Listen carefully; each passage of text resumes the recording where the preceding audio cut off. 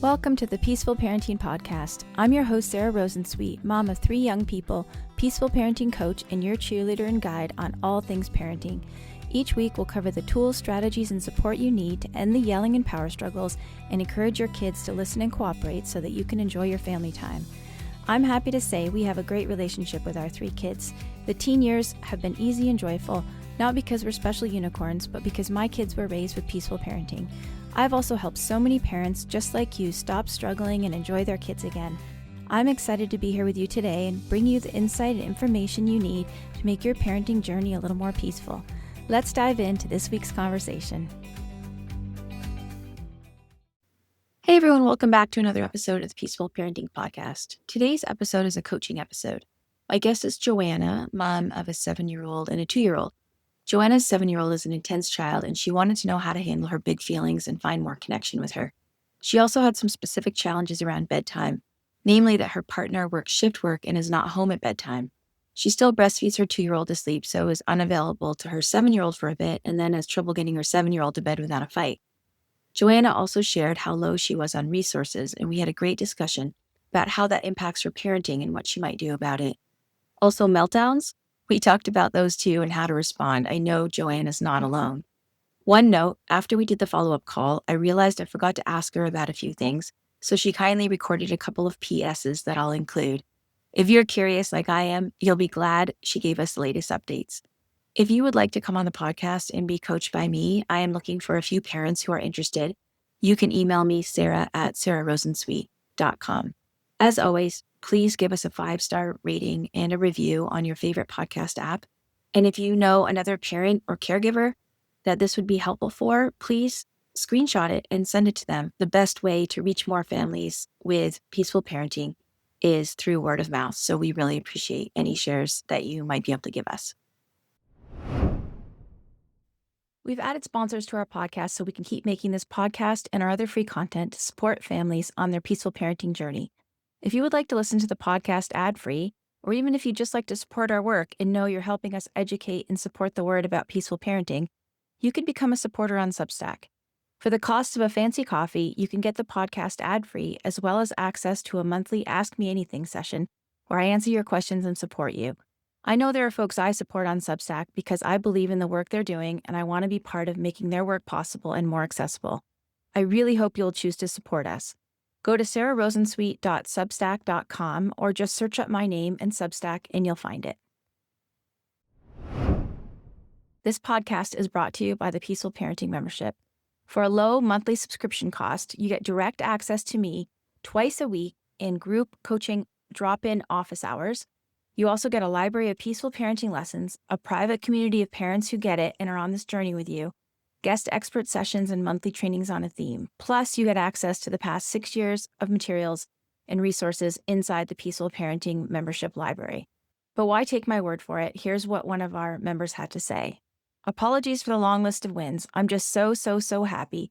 After months of investment in the approaches I have learned through Sarah's membership, including access to her through office hours and the Facebook page, the wisdom of the private community, and the comprehensive library of resources with new ones being added every month, available through the membership. I am seeing such tangible results. I am forever grateful for having stumbled upon the membership. Total life changer. To learn more about the Peaceful Parenting Membership, visit reimaginepeacefulparenting.com/membership. Remember, for an ad-free version of this podcast, become our supporter on Substack. Search up Sarah Rosensweet and Substack and you'll find us. Now our feature presentation. Okay, let's meet Joanna. Hi, Joanna. Welcome to the podcast. Hi, thanks for having me, Sarah. Tell me a little bit about yourself. Sure. I live up in Ottawa, Canada with my husband and my 2 kids. I'm a music therapist. So right now I'm working with babies. I teach yoga with baby and a class called Sing and Sign at a local wellness center. Nice. How old are you? Yes. I have a 7-year-old girl who we'll call Jay, Okay. and then a 2-year-old boy called JR. J and JR. Okay, perfect. Okay, so how can I support you today? Yeah. So my daughter has always been like a bit of a tricky one. She was born premature, so at 29 weeks, and no kind of lasting effects. But as she's gotten older, we've noticed like she's really struggled a lot with emotional regulation. and she kind of gets stuck on certain behaviors. So I feel like we've done a lot to change our parenting. A lot's in part to like thanks to you and your podcast and all the material. I did finally read Peaceful Parent, Happy Kids this past Mhm. summer, and I feel like it also had a huge effect. Just having like that bigger scope of understanding of like the peaceful parenting philosophy. Uh-huh. So I would say like even from where we were a few months ago, we've experienced tons of positive shifts with her. Sweet. Yeah, so we're already kind of well on our way, but there's certain behaviors that she has that still I find really perplexing. So I wondered if maybe we could go over a couple of Sure. them and you Yeah, no can problem. give And way for in. anyone who doesn't know, Peaceful Parent Happy Kids is the book written by my mentor who I trained with, Dr. Laura Markham. And just for my own curiosity, what do you think? Because I always worry that that they don't have the fully formed idea of peaceful parenting, and I'm not saying you because you've listened to the podcast, so you probably have a deeper understanding, but some people are just getting their little snippets on Instagram reels, and so it Right. is hard to understand like the sort of the core reasons why we do the approach if you don't have that deeper understanding. And also I'm working on a book right now, so hopefully soon you'll be able to say you read my book. But what do you feel like got fleshed out for you when you read that book? I think she really breaks a lot of things down step by step, such as like what to do when your child is going through a meltdown. Mhm. And that has always been an area like when my daughter gets to that point where she's like become really explosive and aggressive and she's just like in it and she's kind of unreachable at that moment, like what to do step by step at that time. I think like that's been the most helpful because I've been able to really settle into my own parenting and just like really trust myself and anchor in at that point, which is exactly really what she needs and what was missing. Yeah, yeah. So So I focus, think that, like I always say, focus on regulating yourself first. Like when yeah, someone's having a meltdown, empathize. yeah, It can be hard because you often feel like you need to do something. And even though you're saying step by step, it's less about doing anything than just centering yourself, staying calm yourself, trying to get in touch with the compassion and empathy. Even if you're not, some parents say, "Oh, well, when I try to say anything, that my kid just screams more." So sometimes it's just empathize, like getting connected in your own heart to the empathy and compassion, even if you're not saying anything. And that does something. absolutely it does. Yeah. Yeah. So that's all been really helpful. Now, it's in terms of emotional regulation, I do definitely think that that's the biggest piece. Okay. It's been the biggest piece for me. And sort of like one of the big things that I wanted to talk to you about today is we are still really not getting sleep because my 2-year-old is not a good sleeper and has never been a good sleeper. And we've gone through periods where I'm like, okay, now he's only waking up like twice a night and that feels manageable. But he's kind of been back to waking up like 3 to 6 times a night again, which is so hard.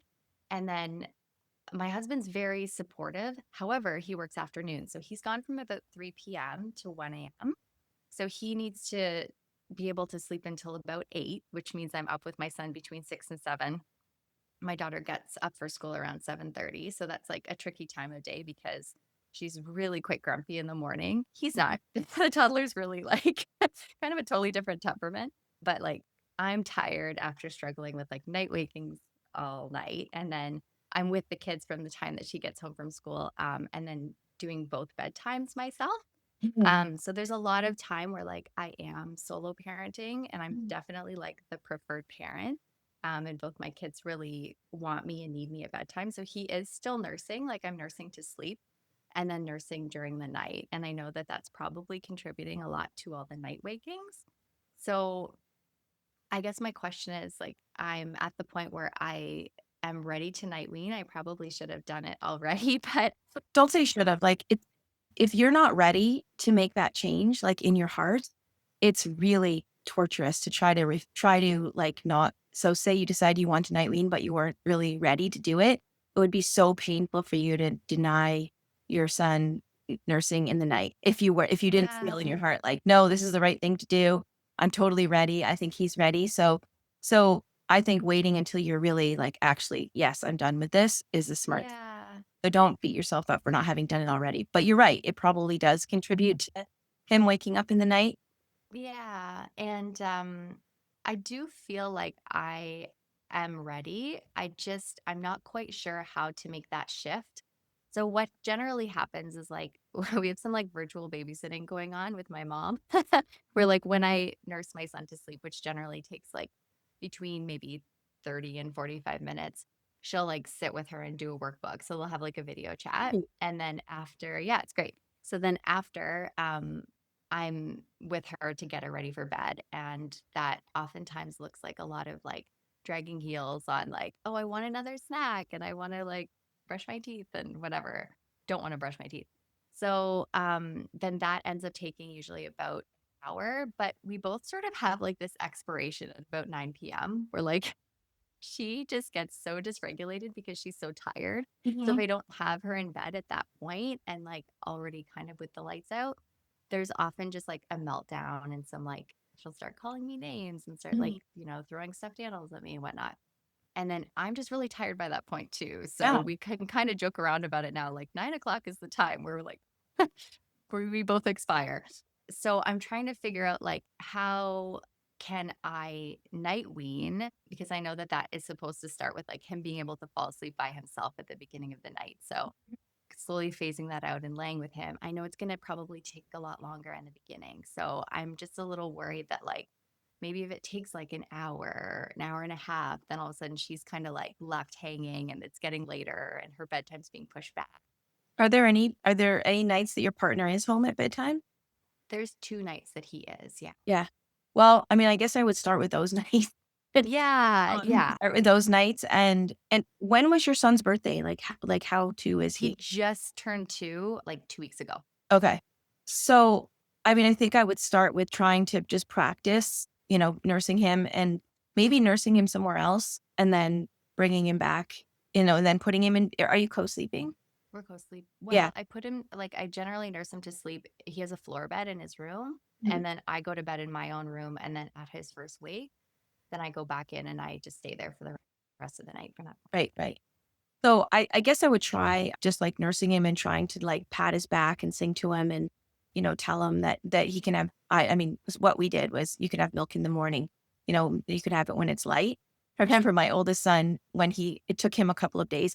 And if you want to hear the whole story of my failed night weaning with my second son, it was in a podcast that we did about infant and toddler sleep, with Kim. Yeah, Kim? Yes. So you could listen to that if you haven't heard that already. But my first son was super easy to night wean, and it was like a couple of nights of a little bit of crying, and he would just say, "Make it light, mama, make it light," because I said, "You can nurse when it's light," but I don't want to get into that whole big thing on this podcast because Mhm. just because I've already talked about it. But if you want to listen to that, and if you have any questions when we do our follow up, you can ask me. But I would just try, talking to him about then you can have Milky in the morning or whatever you call it, and those two see how it goes for those 2 nights where your partner's around. And if it doesn't, I would say if it still seems really hard, maybe just waiting to do it until I don't know if you have any other support you could enlist. You mentioned your mother. Maybe she could come and visit, because I do think it would be hard to try and do this and do the solo bedtimes for a while. So I don't know if there's a time when your mom could come visit or if there's some other support that you could have. But Yeah. I yeah. think the tricky part with that is that, like, even with my husband, like, she doesn't want him to put her to bed. And Mhm. depending on the kind of night that she's having, sometimes she'll end up like screaming.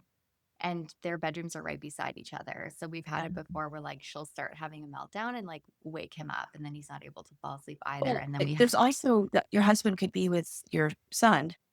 it's the same same situation though, where like he It doesn't sounds want like him. possibly, I mean, kids do have preferred parents even when they do have good connection with the other parent. And you could maybe still have that be something that you're working on, having Mhm. a partner, maybe even practicing having before you start doing the night weaning, practicing having your partner doing some of the bedtime stuff when you are, when before you're starting to make a change so that your son doesn't associate, I'm not getting what I want. And my dad, putting me to sleep. So Yeah. I would maybe try to get your partner a little bit more involved in bedtime before making a change. And even if there's some crying, we also have a podcast about preferred parents that you could listen to. So I think maybe you do have a little bit of pre-work to do before you start doing the night weaning and in terms of how can you get support at bedtime? Yeah. Okay. I I do mean, want the to other do. option is if you just kick it down the road more or, there actually a third option now that I think about it, is that you still nurse him to sleep, but then don't nurse him when you wake him up when he wakes up in the night. Get him to go back to sleep without. I hadn't thought about that because I think that everything that I've heard has been like they have to fall asleep on their own I mean, because then they're always going to be that's what they looking have. for, yeah. Yeah. But I mean, you could still try it. Hmm. Or you Okay. could try shortening give him a little bit of milk and then see if he'll go to sleep after he has a little bit, but without nursing to sleep. Okay. Yeah. Okay. I'll give that some thought and try some different things there. Okay. Mhm. Thank you. But yeah, I feel like just starting to get sleep again is pretty important. So even in terms of like being able to center myself to handle all of the things that goes on with my daughter during the day, that feels like a really important piece right now. For sure. And if she's some nights not going, it sounds like quite frequently, maybe she's not asleep before 9. Yeah. And what time at 7:30. 7:30. So do you think she's getting enough sleep?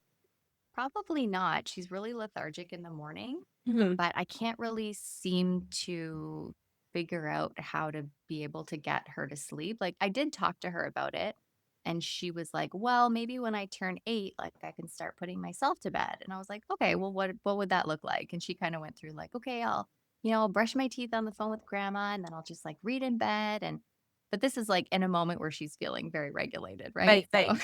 And when's her 8th birthday? in about 2 months. Okay. Yeah. Uh, have you had a conversation with her about how neither of you likes the fighting at night? And does she have any, like, not in the moment, but does she have any ideas of, how you can solve the problem of her not wanting to go to bed and then getting too tired and then getting really cranky? Yeah, we have talked about it and we can talk about it with like a little bit more levity now, but I don't think that we've gone to like the problem solving Mhm. of that.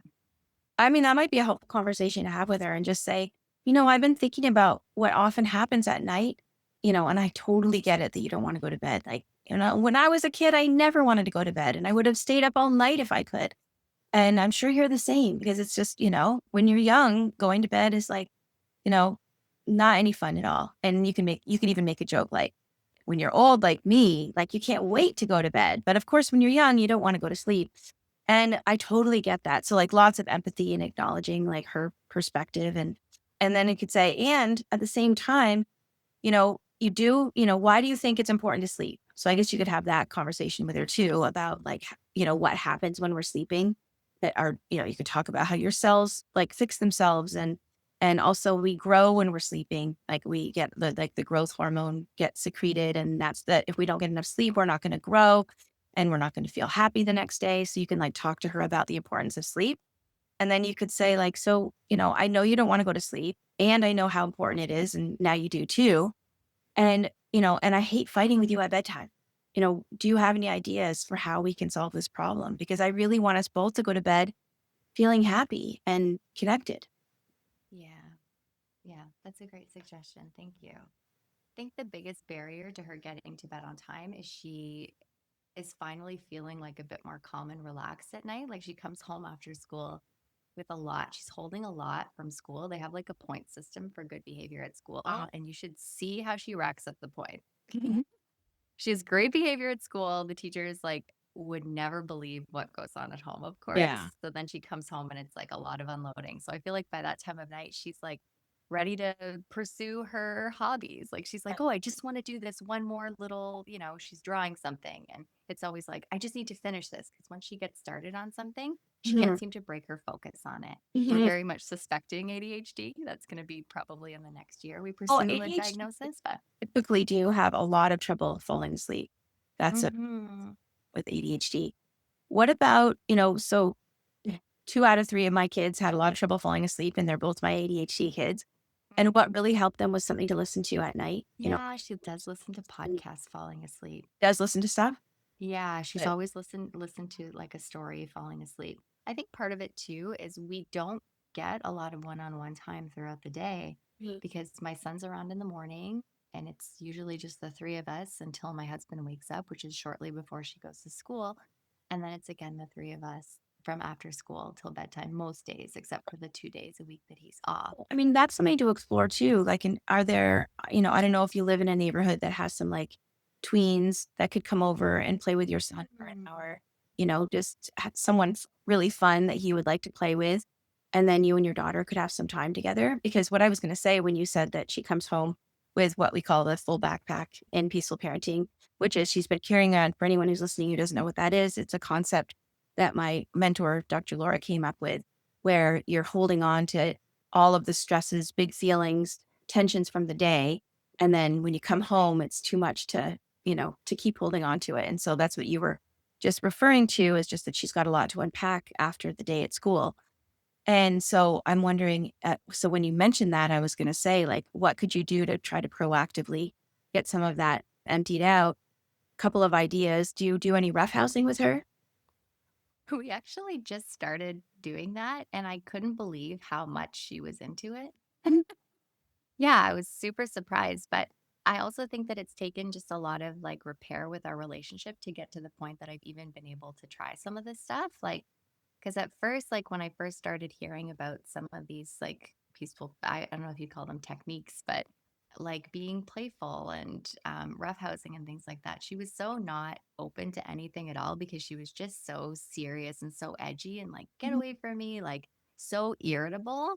So Mm. now I think that I've poured a lot of time in on weekends just to like spend time together Good. that's enjoyable, and I'm Yeah. noticing a huge shift. So now we are able to do some of these things, and it is turning out more positively. Good. I mean, as you're speaking, I'm thinking that it sounds like there was maybe quite a breach when your son was born, like the last 2 years, Mm. or do you feel like your relationship has always been a little strained even before that? I feel like maybe it's always been a little fraught. I don't know if his birth had like a huge impact on that. If it has always been pretty strained. Okay. Okay. Just because she's a more challenging kid. I think so. And, when she was 2, there was the pandemic. I think like I was carrying a lot of trauma after the whole NICU experience with her. And then we had the pandemic, and then we moved, and then I got pregnant, and then I had my son. So it's like there's sort of been these like things along the way where Yeah. I don't know. Yeah.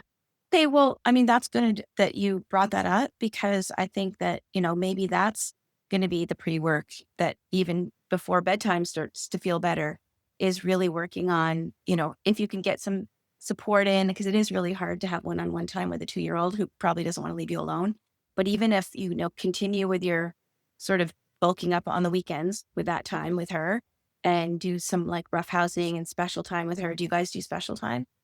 Yeah. And that's something I wanted to talk about because special time has been sort of a big fail when I call it special time and when we set a timer for special time, because it really tends to dysregulate her, I think, because she's like, "Oh my god, I only have you for 15 minutes." Mhm. She gets really stressed out, and then she's like, oftentimes she likes to do these like elaborate pretend plays things which need like a lot of setup time. Yeah. So she'll be like, "Pause the timer so I can set this up." And then it Right. just becomes like more tension between Timer. us. Like it's not enjoyable. This is one of those things where, like, you really have to adjust it to how it works for your particular family. So, maybe you just have like a couple hours with her on the weekend, and it would be good for your partner and your son too. Maybe he could take him to the park, or go and, for them to work on their connection, which might make him a little bit more willing to go to bed with his dad, on the nights that your partner is home. So, I would really work on that connection with her and do those pretend play things with her. And even, and this is maybe obvious, which is why I didn't say it before, but, partly she's dragging her heels because that's the only time she has you to herself at bedtime, right? And so she doesn't want that to end, because that's the only time that her brother's asleep.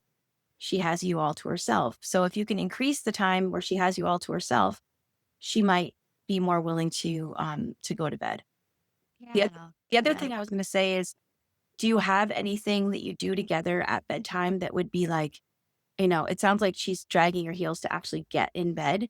Is there anything that you can do to entice her to get in bed, like a chapter book that you're reading her, that you read a chapter every night or something like that? Yeah, and that has worked in the past, but it can also kind of cause tension because I find like then I'm a lot more apt to kind of hold it as like a bargaining chip instead of like, oh, let's get to that.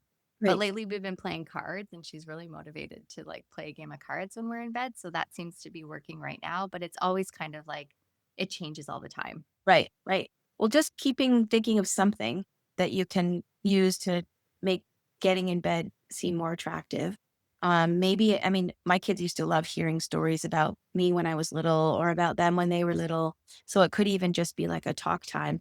I know Corey, who works with me, she started doing a 10-minute talk time with one of her sons who's a little bit older than your daughter, but where they just have, this time where they just get in bed and he tells her stuff and they talk. So that could be something too, just really pure straight up connection.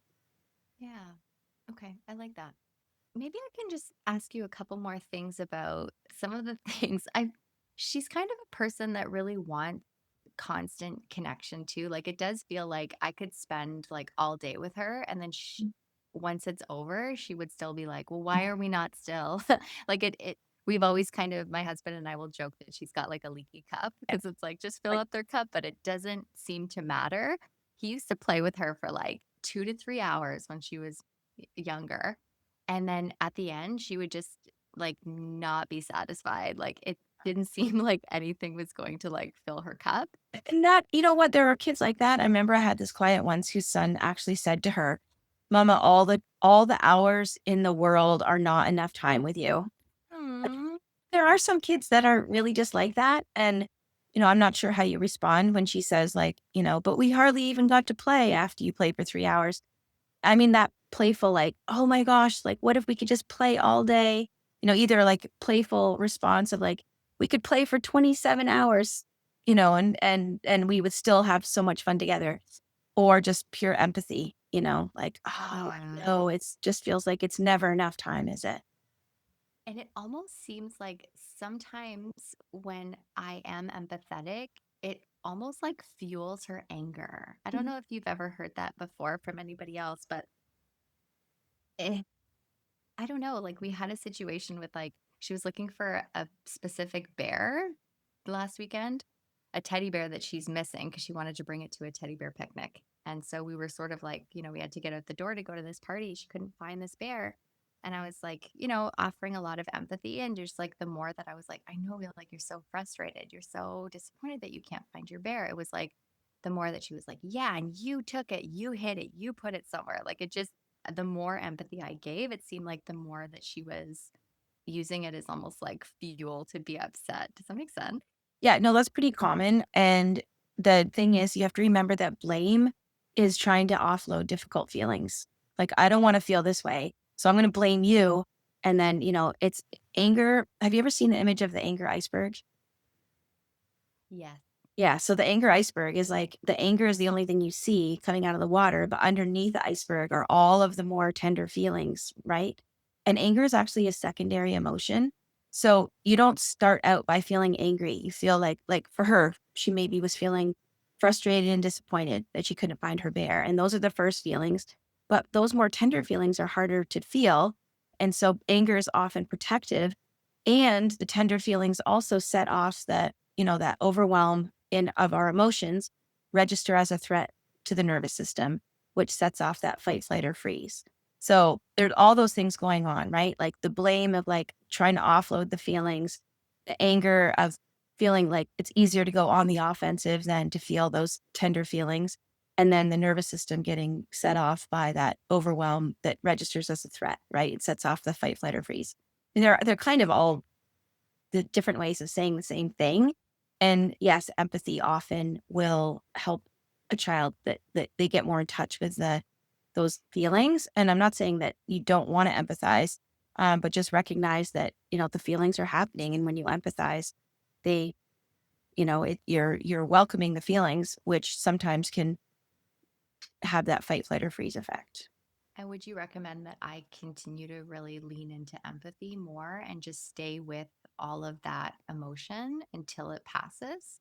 So it totally depends. The other thing I was going to say is it's possible, like the situation you just gave me, it's possible, like, how were you actually feeling empathetic, or were you trying to just get out the door? I think was, but at a certain point, I was like, I think, we have two options from here. Like, we can continue to be upset about the bear and it will make us late for the party. Or at a certain point, we can move on and make a new plan and Mhm. like make our way over there. Mhm. So, um, Was that I, effective? yeah, I mean, she eventually was able to change gears, but I mean, it doesn't feel like real life to just be able to like sit in your negative emotions all the time. And I think like, maybe I struggle with doing that for like a long enough period of time to actually let them out. I Well, don't know. yeah, so, I mean, there's a difference between welcoming feelings and wallowing in emotion, I think, right? Yeah, and she definitely is a wallower, and she almost has really like attached so much sadness and frustration and anger to this bear. Like now she'll just like think about the bear and be like, "Oh, I still can't find that bear." Like she was just like exploding about it again this past weekend. So it almost feels like she's just latching onto it to like feel bad there. I mean, some kids, she's probably not choosing to latch onto it to feel bad, but she probably just had, so what I was gonna say is sometimes when kids seem to be wallowing, it's just that there's so much there that they haven't been able to get out on a regular basis. So I think it is just like a full backpack and there's just a lot there. And it's probably not just about the bear. It's probably just like processing other older things too. And you don't have to know what's in the backpack or try and figure it out. But you might find that if you had more opportunities for her to process feelings, then she might not get so stuck when they do start to come out.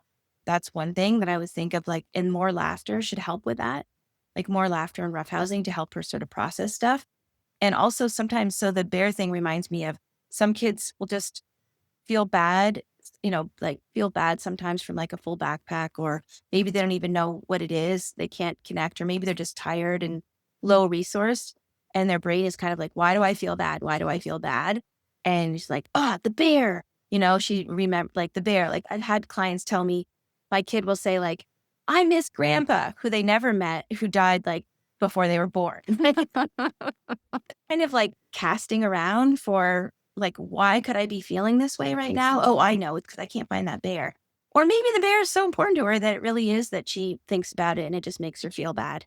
But I think what you want to remember when it seems like she's wallowing is that, getting like having empathy. And I actually also did a podcast about this too with another coaching call where I talked about, you know, cultivating a certain amount of nonchalance after you feel like you've been pretty empathetic and welcome the feelings. Because I think if we're too empathetic sometimes, and I want to be very careful with this because I don't want anyone to take this as like, don't be empathetic. But, there is a time where you just say, like, you know what, I hear how upset you are about this and I get it. And I would be really bummed if I couldn't find the bear I wanted also. And we have to decide, like, are we going to stay here and just keep feeling sad about the bear, or should we figure out another plan, like what you said, right? Yeah. I have heard you say that before, and that's been so helpful for her. It Mhm. seems like if I'm not so reactive to her emotions, she realizes that they're not an emergency either. Yeah. Yeah. Yeah. I mean, and that's a good point too, because I didn't even ask you, like, how's your regulation when this is happening? Like, are you getting like annoyed, frustrated, upset for her, kind of drawn in? Are you able to like kind of center yourself and stay calm? It varies. I would say I currently am the most resourced that I've ever been Good. with like the emotional regulation piece. And then that I see like sometimes she is able to come out of it more quickly, or it Yeah. just depends on, what her tolerance is at that time. So Joanna, it might be that, you're coming out of, almost like you're coming out of a fog of, you said all the things like the NICU experience, and then and then COVID, and then your new baby. And that it might be that you're really finally for the first time kind of getting to look at yourself, your own regulation, and be more present and connected with your daughter. And all of these things are going to start having a little bit of a snowball effect. And it may be that you've just had this like 7 year period of difficulty, oh, that's horrifying. But the good news is it sounds like things are shifting. Yeah, it And really does feel like that. yeah, I you're right. feel like even if I talked to you a few months ago, I would have been like, help me. Well, and that you're recognizing what you bring to the table, and that, things have been fraught with your daughter, and that you're sort of starting to come out. And honestly, also doing that bedtime, after school bedtime by yourself 5 days a week, that's going to be tough too. So you've got just that current situation doesn't sound like it'll change, but you're changing what you're bringing to it. Yeah. Yeah. If I can maybe just ask you like one more little thing. Sure. Maybe this is it all comes back to like wanting a lot of connection, but and this is also what kind of drains my battery. She constantly wants to like talk to me or ask me questions from like the time that she wakes up to the time that she goes to bed. And it will be like currently it's like, would you rather? It's like, would you rather eat all the food in the world or never eat again? Uh-huh. In the past, it's been like, guess what's in my mouth? But then she always really tries to make me wrong in the circumstance, if that makes sense. Like, I don't know if that's just her like looking for power or like the upper hand or like, I don't know. I'm not sure what it is. Let's take a quick break to hear about the Yoto player. I only promote products that I really believe in, and Yoto is a great product. I wish they were around when my kids were growing up. Yoto is a screen-free audio player for kids. It uses physical cards to play stories, music, podcasts, and other audio content, encouraging independent listening and play. You can buy the cards for your favorite books, from the classics like Charlotte's Web or Roald Dahl, or newer books like Captain Underpants. You can also make your own cards of podcast stories or music from MP3 files. Yoto also creates original content like radio and podcasts for kids. The possibilities for listening are varied and endless. Yoto also features a nightlight, an okay to wait clock, and other functions like white noise and an alarm. It's not connected to the internet, so kids can't go where you don't want them to go, and no one is listening in on them. And did I mention it's screen free? I learned about Yoto from Corey. Here's what she says. The Yoto Player is by far my favorite parenting tool that I've ever purchased, and I recommend them to everyone who has kids. They're an amazing screen-free audiobook player that have been an absolute lifesaver for teaching my kids to play independently. Both my kids carried their Yoto players around the house, listening to books while drawing, doing Lego, and even relaxing in their rooms before bed. We also take Yoto players everywhere with us: short or long car trips, sporting events, restaurants, and even doctor's appointments. On a recent vacation, their Yoto players got them through an 8-hour drive and were used every evening in our hotel to help my kids relax after very busy days. Yoto has an impressive and ever growing collection of books you can buy, and have absolutely helped inspire a love of reading in both my kids. Thanks for the firsthand recommendation, Corey. And I also just want to highlight that you don't have to buy their books. You can buy blank cards and record your own content. To learn more, visit reimaginepeacefulparenting.com/Yoto. That's reimaginepeacefulparenting.com/Yoto, Yoto. I hope you check them out, and I'm just so happy to have them on as a sponsor for the podcast. Let's get back to the podcast. Well, I mean, if you have a sense that she's looking for power, I would bring that into the roughhousing, Mm. where you're the one who's weak and bumbling and hypnotic, and, you're so slow and she beats you every time at a race. So I would really try to bring some of that stuff into your roughhousing, where she gets to be, do you know the kind of stuff I'm talking about? Like, I bet you can't, I bet you can't beat me at arm wrestling. And then, like, you flop your arm over in a silly way. Like, how are you so strong? Like, I'm going to beat you next time. And it's kind of playful, because probably you are stronger than she is at this point. But, feats of strength or speed, or, figuring things out, and you act like you really don't know anything. But of course, in a joking way. So she knows that you're not, you're pretending to be all these things, but she still gets to gloat and, like, I'm the strongest, I'm the best. So really giving her that in roughhousing. And then also, like, real power. Like, I don't know if she gets to make what kinds of decisions she gets to make, or, how flexible you are on limits, because sometimes as parents, we do set unnecessary limits, which can make our kids, make them look for power in other ways. So really looking at what limits you're setting, and if they're necessary limits, and how you're setting them. And also, I think it sounds like it's connection seeking. Like, she just wants you, you know, she wants to know that you're there and paying attention to her. And so everything else that you're doing, that we're talking about, that you're going to try to do more time with her and get more one-on-one time with her, hopefully that will help too. And I think it is okay to say, like, after you've done, like, 25 would you rathers, and just say, like I used to say to my kids, you know what? My brain is just feeling really stimulated from so many words. Like, can we have some quiet for a few minutes? And being very careful to not phrase it like, you're talking too much, or I don't want to listen to no, and I'm exaggerating for effect, but just Yeah. making it as like your brain and a regulation thing. Like my brain And it is. words. Yeah. And so like, should we put some music on? Can we like think of, can you connect in a way that let's listen to a story? Okay. Something like that where you still like keep up connection with her, but and that might not work. She might not be able to stop talking, but you can try it at least. No, that's a really good suggestion, almost like replacing it with some other kind of Yeah. stimulation if she's looking for that in that Yeah. moment. Yeah. Yeah. Okay. So I think it's just I think it's fair. Like it's totally I at the end of a day with people like talking at me all day, I sometimes am like, when my kids were younger, I'd be like, okay, I just need my brain needs a little bit of a break. It's feeling overstimulated. So I think just using that language with her. Okay. Okay. Great. Thank you. So yeah, I think I think that we've connected at a point where you're like at the sort of the top of the mountain, and you've been like having all this struggle and uphill battles. And I think before even we talk, you put a lot of pieces together of why some of the challenges were. And they do seem to be connection based, just in terms of, her wanting more and you not being as resourced. And so hopefully working on connection is going to help with that too. Yeah. I'm going to keep that at top of mind. And your self-regulation too. You said you're more resourced now than you ever have been. So you're able to work on really staying like calm and compassionate in those times when she's dysregulated. Going back to what I said in the beginning, which is that, the steps for the meltdowns really start with our own regulation. And I find it's a snowball effect too, because once you start seeing positive changes, it allows you to like rest in knowing that things will not always be so hard. So Yeah.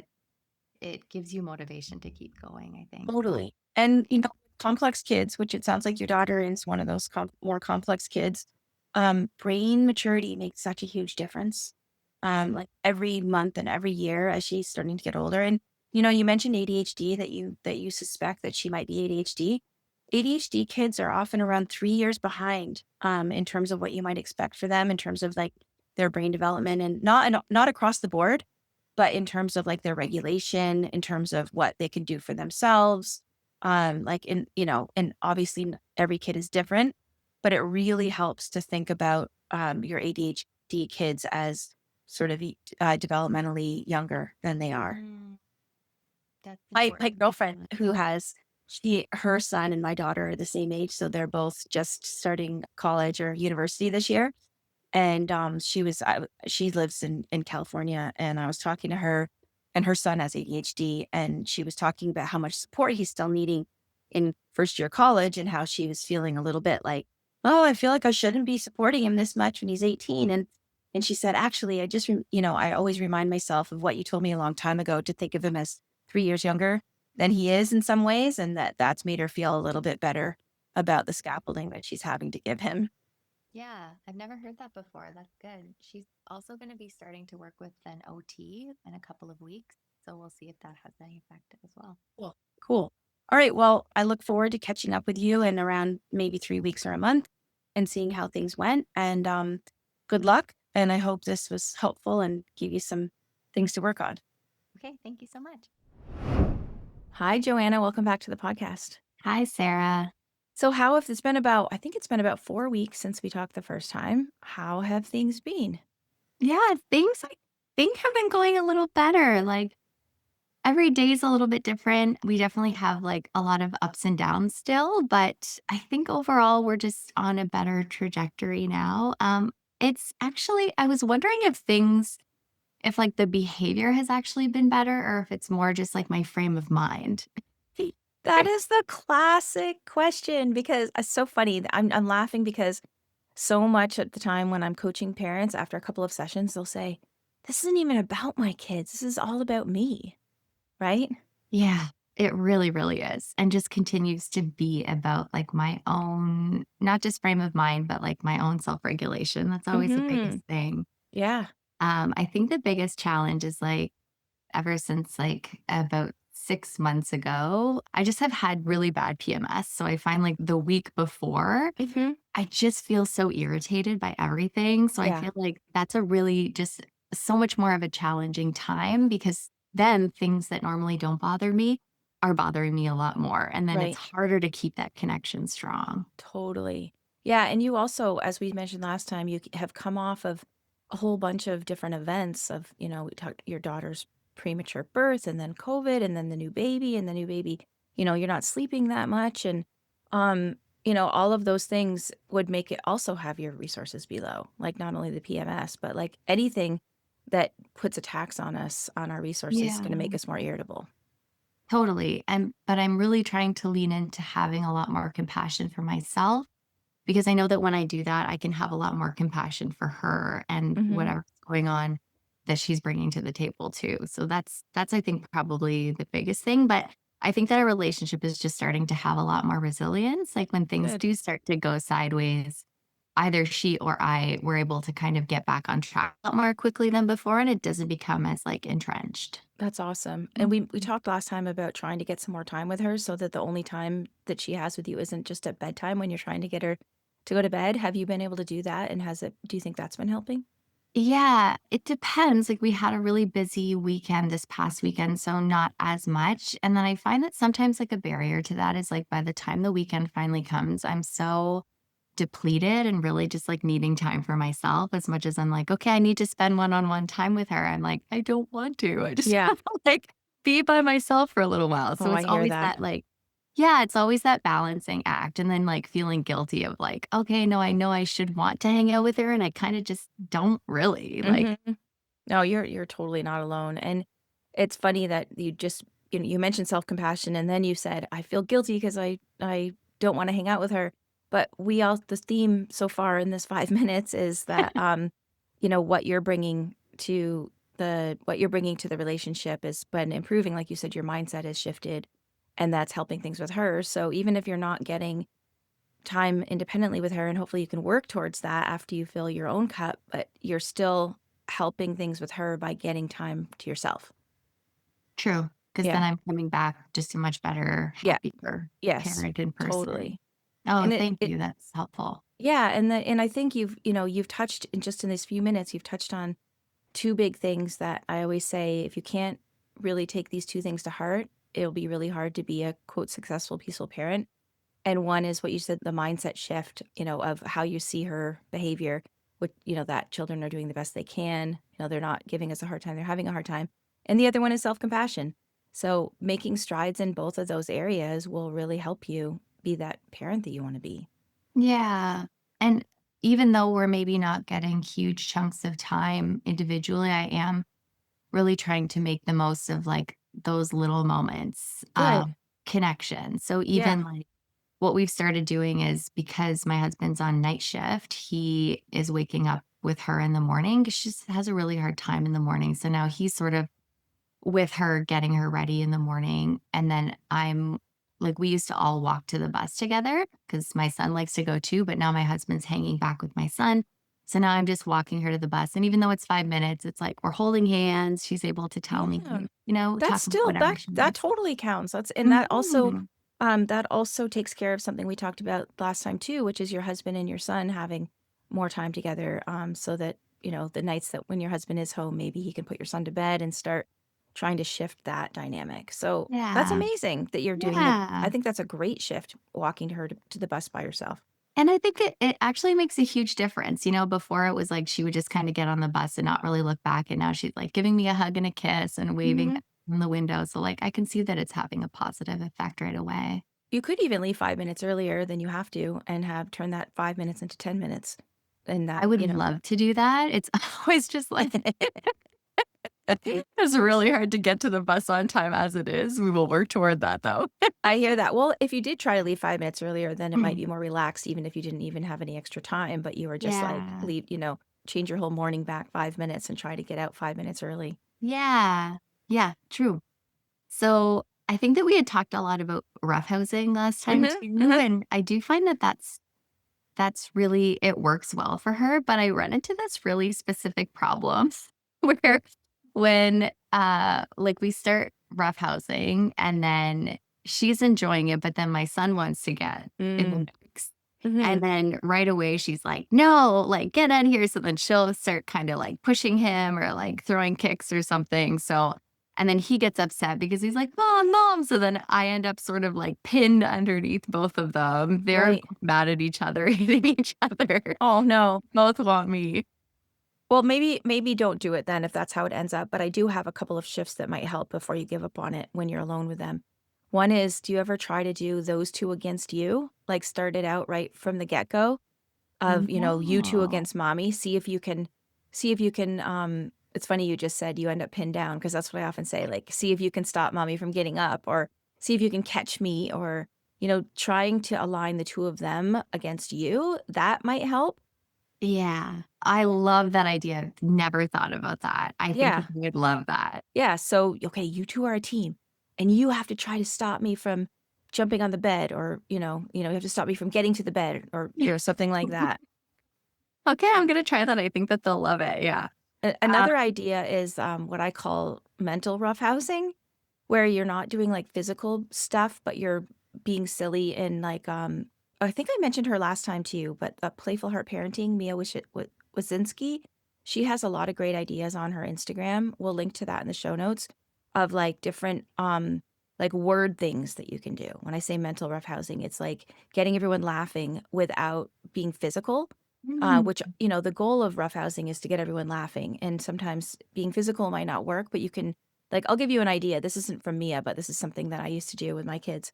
Like, one of you're like, you say to JR, "Oh, where did your sister go?" And she's sitting right there. "She was just here a minute ago. Where did Jay go? I don't see her. What happened to her? She disappeared." And meanwhile, she's like, "I'm right here. I'm right here."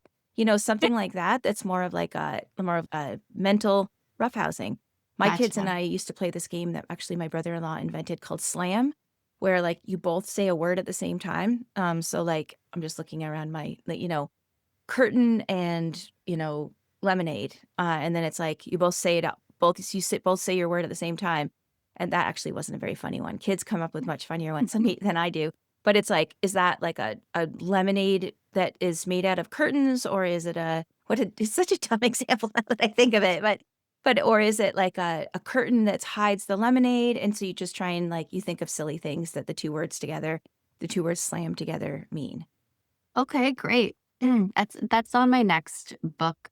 That's on my next thing to read. You keep mentioning what is it? Playful? Playful Heart Parenting. She Because has an there was a Instagram book. There was a account. book too, Oh, and Playful Parenting, the Larry Cohen book. the Larry Cohen book. Yeah, Yeah, yeah, that's a yeah. great book. Yeah, and he Okay, was on my podcast too, so you could listen to that. We'll also link to Mia was on my podcast and Larry was, so we'll link to both of those in the show notes as well. okay, great. I may have Yeah, listened to one of those, but yeah. Okay, yeah. great. Yeah, and playful parenting is really great for also talking. Like, Mia is just straight up like how to be more playful in life and to, make more joy in your family kind of thing. And Larry talks about how to be more playful to also support your child through transitions and through big emotions and different things. Like, it's a little bit more like all around parenting, playful Okay, parenting. But it's yeah. I used to have a really hard time getting the kids upstairs to start the bedtime routine. And now it's like, I'll be like, okay, I'm going to hide first. And like, I go upstairs and hide and oh, I love we play that. hide and seek. And oh, yeah, it was a stroke of genius one day. And it's been working so well just to get everyone like off the main floor and upstairs. So I'm then gonna we can like, totally steal that idea. That's such a good idea. Because you could yeah, also send them up. Okay, go hide upstairs and I'll come and find you. And then you could do a round of you hiding. And I love that. That's a great idea. yeah. And I especially love hide and seek for sometimes when I need like 30 seconds by myself in a dark closet to like take a That's breath. great. I love it. I love it. Yeah, it's That's so super. great. As I mentioned before, I forgot to ask Joanna for an update about a few things. So here's the update about breastfeeding her son in the night. Hi, Sarah. So, in terms of the night weaning, I haven't gone ahead and done anything about that yet, just because he does have his last molars coming in and has been sick. So, I want to wait until he's well and pain free to kind of give us our best chance at getting that off on the right foot. But I have really realized that because he's my last baby, that this is really the last little home stretch of being woken up by a baby at night, specifically to nurse. So that's helped me kind of reduce my feelings of resentment toward it. I love that Joanna zoomed out and looked at the big picture and the fact that this is her last baby and used that to sort of just change her mindset a little bit and make it a little bit easier to continue on with something that when she knew it wasn't the right time to stop. And now here is her update about bedtime with her daughter. And for this, I love that she got preventive, you'll see what I mean, and also playful. Those are two really great things to look at when you're having any struggles with your kids. Like, how can I prevent this from happening? And also, how can I be playful when it is happening and shift the mood? And in terms of bedtime with my daughter, we've made a couple of schedule changes to set us off on a better foot once I get back together with her after putting my son to bed. So I think we used to have a lot of conflict because it was like she was still asking for another snack and then hadn't brushed her teeth. And then it was just kind of getting to be too late and I was getting short on patience. So now we have like a set snack time where everybody has a snack and I let them know like this is the last time that we're eating today. And then we're going upstairs using hide and seek, like I mentioned, and then just really continuing to be playful and all doing our bedtime tasks together. So, for example, I'm saying like, okay, I'm going to go into my room and put my pajamas on. Can you guys go get your PJs on? And then don't show me, but I have to guess what pajamas you have on. So she really loves that because, like I mentioned, she loves to get me to guess things, but also she's then helping her brother get ready for bed. And he's far more cooperative with her than with me in terms of getting his pajamas on. So it all works really well. Yeah, and then just kind of continuing to be silly and playful. It's really helping with brushing teeth. It's like, who can make the silliest faces in the mirror and stuff. So really kind of moving through all those tasks together so that by the time I'm out of the room and ready to put her to bed, everything's done and we can just get into playing cards and then snuggling and chatting and leaving from there after maybe a 5 or 10 minute snuggle. So there's been way fewer meltdowns at the end of the night because we are able to just not get in this place where we're getting into power struggles in the first place. It's just really all about like the love and connection at the end of the day. The final thing I wanted to check in with you about is you were asking about the meltdowns, when Jay gets really upset and, how to manage those. Have you had any chances to practice what we talked about with that? Yeah, she actually had a really, really big, long, extended meltdown yesterday. And I just continued to not really feel like I'm ever supporting her in the way that she needs supporting. Like I always end up feeling like I'm not helping. I don't know. It's just a Mhm. really, really hard situation. I I was don't just know. talking to a client yesterday about who actually wanted to know about supporting her child through meltdowns, and I said, "Well, what would you want someone to do for you? Just kind of be there, be quiet, offer a, rub her back." I mean, I don't know exactly what your child wants, but I think that's a good place to start if you feel like you're not being successful. Like, well, what would I want if this was happening to me? Well, I think that really that's enough, right? It's enough Oh, to just be totally. there. And it always, maybe I'm just feeling like it's not enough because we don't really even get like a good resolution or like Well, but eventually it just kind of subsides, right? if you were having a meltdown, that's what would happen. Nobody can come in there and fix it for you. Exactly. Nobody can It's come just in and say the subside. magic words that's going to make you not feel upset anymore. So it's really just about that being there for somebody. And where it's not that the resolution is I fixed their problems. The Yeah. resolution is I was there with them for the journey. Yeah. And it goes back to what you were saying, where it's like, oh, this work really is just about me Yeah, totally. and learning how to show up. And not feeling anxious when your child is upset and you're like, I don't know what to do. And just think, okay, I just have to be here. I just have to be here for them and, Yeah. and help them, feel not alone in their meltdown. Yeah. Gosh, it's also hard. Yeah. It's hard. And it's also like sometimes I think it's more simple than we think it is. Like it's simple doesn't mean easy, but it's not easy, but also can be simple. Like just, be there for her. Yeah. Yeah. And keep try it not to have the wave take you over as well. Yeah, that's always the challenge. Mm-hmm. But no, I'm motivated to stay the course because I've already seen how the positive effects of peaceful parenting. So Yay. yeah, Well, thank you so much. you're welcome. Keep in touch. Okay. And thank you so much for coming on the podcast and sharing your experience with other parents. I always hear from listeners how helpful these coaching episodes are. I'm glad. Yeah, so Yeah, thank you so thanks for much having me. for sharing. Thanks, Perfect. Joanna. Okay, bye. Thanks for listening to this week's episode. I hope you found this conversation insightful and exactly what you needed in this moment. Be sure to subscribe to the show on your favorite podcast platform and leave us a rating and review on Apple Podcasts. Remember that I'm rooting for you. I see you out there showing up for your kids and doing the best you can. Sending hugs over the airwaves today. Hang in there. You've got this.